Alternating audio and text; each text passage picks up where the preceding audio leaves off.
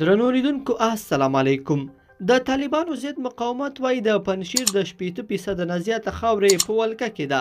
که څه هم طالبان د پنجشیر د نیولو دعوه کوي، خو د طالبانو په ضد د مسلح مزاحمت یو چارواکي ویلي د ولایت د 80% نه زیاته برخه د دوی په ولکه کې ده، خو حالات کړکېچن دي.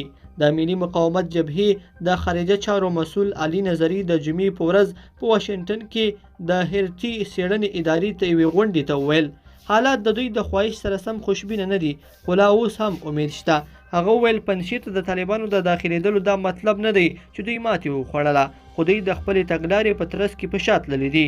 ښاغلي نظري زیاته کړې چې د پنجشیر د 80 نه تر 85% پورې د ملي مقاومت جبهې په ولکه کې ده. هغه زیاته کړه چې د زرګونو په شمېر کې وسلوال په پنجشیر او په شاوخوا ولسوالیو کې موجود دي چې د جنګېدو جذبه لري.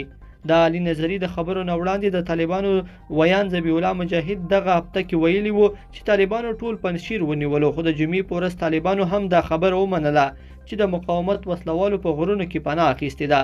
د طالبانو د ثقافتي کمیټې غړي انعام الله سمنګاني په یو بیان کې وویل چې په پنجشیر کې د طالبانو مقاومت کوونکو وسلوالو سره خبرې دوام لري چې عادي ژوند ته راتګ ته آماده شي.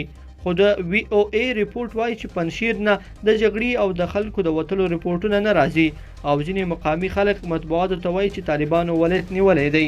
لیدونکو په دې هیله چې دا مطلب به مو تر پایه لیدلی وي. که مو دا ویډیو خوښه شوې ویډیو لایک کړئ او چینل سبسکرایب کړئ. تر بیا ښه وخت.